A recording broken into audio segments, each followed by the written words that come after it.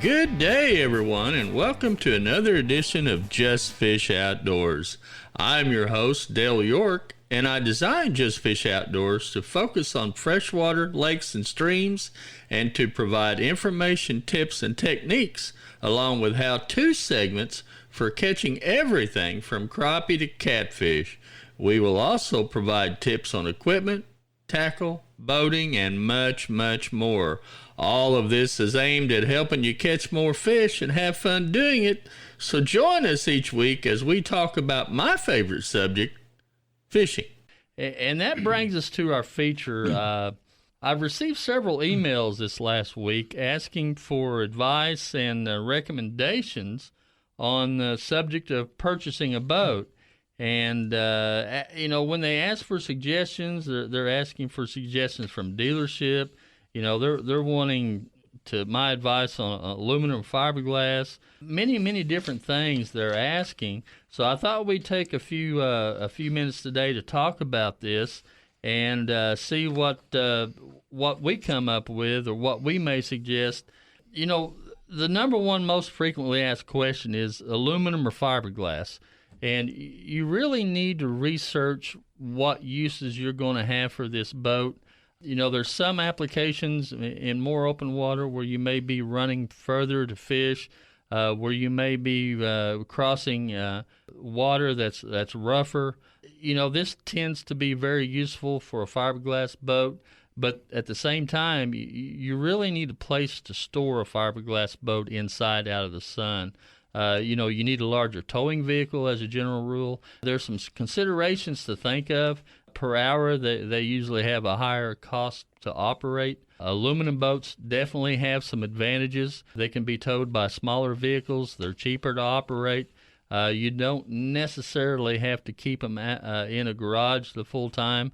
Sometimes you can, depending on the length and different things, you can keep them under a carport. You can keep them outside and put a cover on them. There's definitely some advantages to both sides. And in order for me to kind of steer any one of those particular directions, there's a myriad of questions will help in that particular. If you're going to send me an email asking about aluminum or fiberglass, take the time so I can help you a little bit.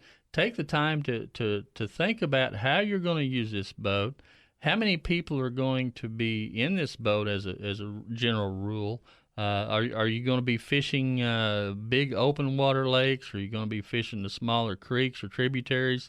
You can put these smaller aluminum boats on a big lake, and as a general rule, you just use a ramp that's close to where you're going to fish. That way you don't have to run 10 miles down the lake, and there's no need to. So, that's some of the things to consider when you're trying to pick the difference between aluminum and fiberglass. And, the next thing is a lot of people ask, what manufacturer would I recommend? Well, for fiberglass, that's a real easy question. I've run Ranger boats for many, many, many years, and in my humble opinion, there's no better piece of fiberglass that's floating on the water than a Ranger boat. Anyone who's considering a purchase like that, they are known worldwide for their quality. And they pretty much speak for themselves. So that's one thing in that particular area. And something else to consider as well. In recent years, Rangers launched a complete line of aluminum boats. They have everything from 17-foot, I think they're 10-degree Vs, all the way up a 17.5-foot deep V-hull. So that's aluminum. So, even if you're looking at aluminum, don't be afraid to look at the new line of aluminums that Ranger is currently offering. I don't think there's an aluminum boat on the market that can even come close to the quality of these Ranger aluminums. And of course, they're built just like the Ranger fiberglass. These things are built like tanks. So, take the opportunity to familiarize yourself with what's available. The next thing that people ask me is which motor. Which one should I buy? How big should I buy? Boy, I tell you talk about a can of worms. That goes really in part to your boat selection. One of the things I would recommend is to max out your horsepower on whichever hull you decide. If you buy an aluminum and it's rated for a 120 or a 135, buy a 135 and put on it. You know, if you buy the old Weezer 14-foot flat bottom and it's only rated for a 25, put a 25 on it. You know, max that out, because it will just help you and make the hull actually perform like it was designed to perform. So take a look at that. As far as manufacturer motor, well, here we go again. You know, I've been running Yamahas for the last few years, and I just love them, folks. I've had zero problems with the Yamahas I'm running, and I think there again the quality speaks for themselves. Brian, you have anything to add to like items 1 through 4 that we've discussed so far? Oh, good grief! Yeah, definitely, folks. When you're thinking about buying a boat, definitely need to ask yourself where you're going to use it. And, you know, it may even simplify matters a little bit as to what you're going to be fishing for and how you go about fishing for it. There's a lot of guys that, you know, they'll fish in the lake, and they'll also fish in some of the rivers down below these reservoirs.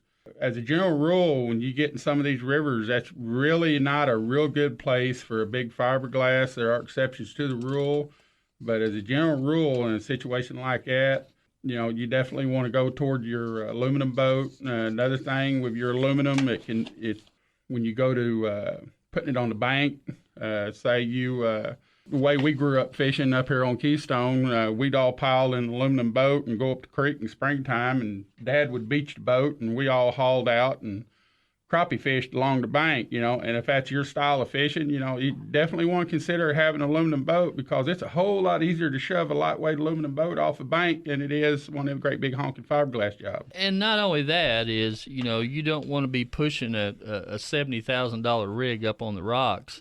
That has a tendency to cause things and also make people say bad words occasionally. Yeah. So we don't, you know, it just doesn't lend itself to that particular type of application.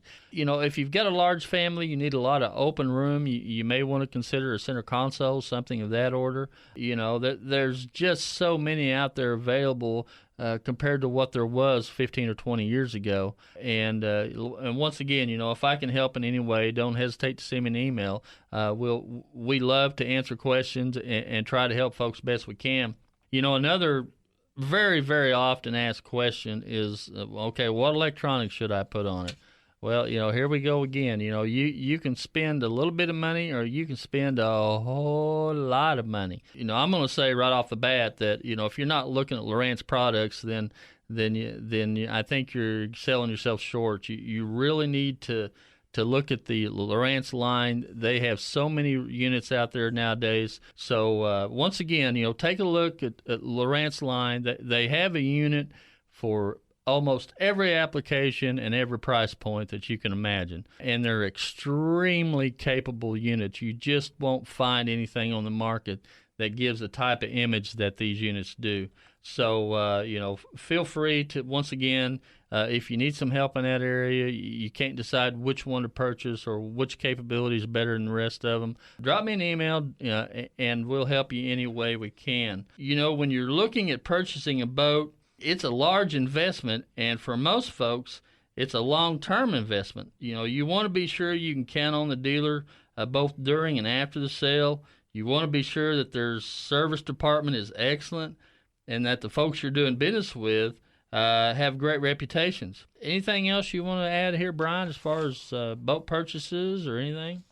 The only thing I can think of to advise people on would be, like you said, you know, when it comes to powering your boat that you purchased, put the maximum horsepower that Coast Guard plate has on the inside of that boat. There's a rating plate. It'll have a horsepower rating, a maximum weight rating, maximum person's occupancy rating on it. Max that horsepower out so that you and your family can not only be able to enjoy a good day on the water, but also be safe. When you've got that bigger motor on the back of that boat back there, it is actually almost like a safety feature, because it allows you to get things done in case you have to get back to the boat ramp, storm catches you out on the water or whatever. you'll be glad you invested a little bit of extra money and put those extra ponies back there for sure. That's a very, very good point. Yeah. Folks, send us an email, ask us questions. We just love to help out. Don't be afraid to ask us any question you may want to. Just send that email to justfishoutdoors@justfish.com, and we'll help you out any way we can. Brian, once again, thanks for being on the show today, and hopefully we've helped some folks with answered some questions that they've had. And folks, don't forget, send us that email. We'll help you any way we can. Tell us how you like Just Fish Outdoors, how we can improve. If you have suggestions on a topic, let us know. We'll try to put a show together for you, try to help you out. If you would like to know more about Just Fish Outdoors or anything we can do to help, like I said, just drop us a line, justfishoutdoors@justfish.com. You can also find us on Facebook, for those of you that prefer that particular method, at Just Fish Outdoors. Folks, get out and enjoy one of the many lakes or streams we're blessed to have. Thanks for listening, and be sure to catch us next week at the same time. This is Dale York, host of Just Fish Outdoors, saying, we'll catch you later.